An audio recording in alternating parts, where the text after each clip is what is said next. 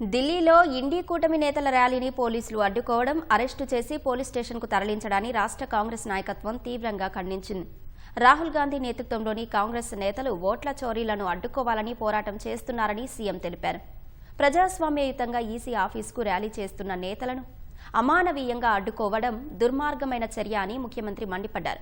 శాంతియుత ర్యాలీ ద్వారా ఈసీకి వినతి పత్రం సమర్పించాలని భావించిన నాయకులను అరెస్టు చేయడం సరికాదని మంత్రి పొన్నం ప్రభాకర్ అన్నారు. దీనికి బీజేపీ ప్రభుత్వం మూల్యం చెల్లించుకోక తప్పదని హెచ్చరించారు. అటు ఢిల్లీలో జరిగిన ర్యాలీలో పాల్గొన్న రాష్ట్ర కాంగ్రెస్ ఎంపీలు కూడా బీజేపీ తీరును తప్పుబట్టారు. విపక్షాల గొంతు నొక్కి వాళ్లు లేని సమయంలో బిల్లులు పార్లమెంటులో ఆమోదిస్తున్నారని విమర్శించారు.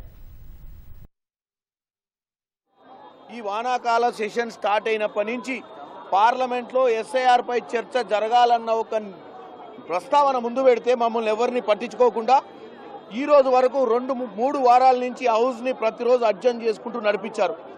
ఈరోజు రాహుల్ గాంధీ గారు ఇండియా కూటమికి సంబంధించిన నాయకులందరం కూడా ఎలక్షన్ కమిషన్ ఆఫ్ ఇండియాకు మార్చిగా ముందుకు పార్లమెంట్ అడ్జర్న్ అయిన తర్వాత మార్చిగా ముందుకు పోదలుచుకుంటే మమ్మల్ని అందరినీ అరెస్ట్ చేసి ఈరోజు పార్లమెంట్ పోలీస్ స్టేషన్లో పెట్టడం జరిగింది. ఇది ప్రజాస్వామ్యంలో దౌర్జన్యం. 239 మంది ఎంపీలు ఈరోజు అరెస్ట్ కాబడితే ఏమాత్రం పట్టించుకోకుండా హౌస్ కూడా నడుపుకునే ప్రయత్నం చేస్తున్నారు. ఇది నరేంద్ర మోడీ గారికి తగదని తెలియజేస్తున్నాం.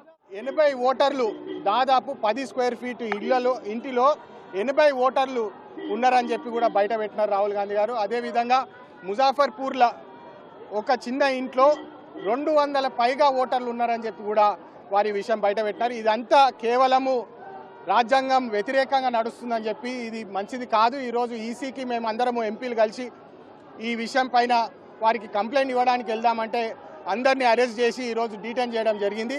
ఇది రాజ్యాంగానికే వ్యతిరేకం. రాహుల్ గాంధీ గారు రాజ్యాంగం కాపాడడానికి ఈ పోరాటం తీసుకున్నారు. వారి మద్దతుగా మేము అందరము ముందుకెళ్తామని చెప్పి మళ్ళొకసారి తెలియజేస్తూ జై హింద్. అంటే రాహుల్ గాంధీ గారు మొత్తం అథెంటికేట్ చేసి ఎవిడెన్స్తో సహా జరిగిన వాస్తవాలను కూడా ప్రజల డొమైన్లో పెట్టడం జరిగింది. దీన్ని నిజంగా కూడా ప్రజలందరూ కూడా నిజంగా గత లోక్సభ ఎలక్షన్స్ ఏ విధంగా జరిగినాయి, ఏ విధంగా బీజేపీ పార్టీ ఈరోజు అధికారంలోకి వచ్చిందని కూడా చాలా పెద్ద ఎత్తున కూడా భారతదేశంలో చర్చ జరుగుతుంది. నిజంగా కూడా మా నాయకుడు రాహుల్ గాంధీ గారు ఏదైతే ఎవిడెన్స్ తీసుకొని బెంగళూరులో సౌత్ బెంగళూరులో జరిగిన పార్లమెంట్ సీట్ల ఎవిడెన్స్ తీసుకొని ఈరోజు ప్రజల మధ్యలో పెట్టిరో దీంతో మనందరికీ కూడా అర్థమవుతుంది ఏంటంటే లోక్సభ ఎలక్షన్స్లో దాదాపు 50 నుంచి 100 సీట్లు బీజేపీ దొంగతనం చేసిందని కూడా మేము నమ్ముతున్నాము. ఈరోజు హైదరాబాద్లో సికింద్రాబాద్ కూడా దొంగతనంతోనే ఈరోజు వాళ్ళు గెలిచిందని కూడా మేము భావిస్తున్నాము. ఎందుకంటే అన్ని చోట్లలో కూడా ఎక్కడైతే అర్బన్ సీట్లు ఉన్నాయో చాలా చోట్లలో అర్బన్ సీట్లలో కూడా ఈ యొక్క ప్రాక్టీస్ వాళ్ళు చేయడం జరిగింది. ఇప్పుడు కేరళలో చూస్తే అంత తక్కువ సమయంలో అంత పర్సెంటేజ్ 10.6% పెరుగుట ఎట్లా వచ్చింది? 18 ఏళ్ల వయసు దాటిన వాళ్ళకి అంత తక్కువ సమయంలో 10.6% అంటే మామూలు మాట. ఇట్లా బీహార్లో 60 లక్షల మంది ఓట్లు తీసేస్తే మేము అడగొద్దా? ఏం మాట్లాడుతున్నారా పనికి మాలిన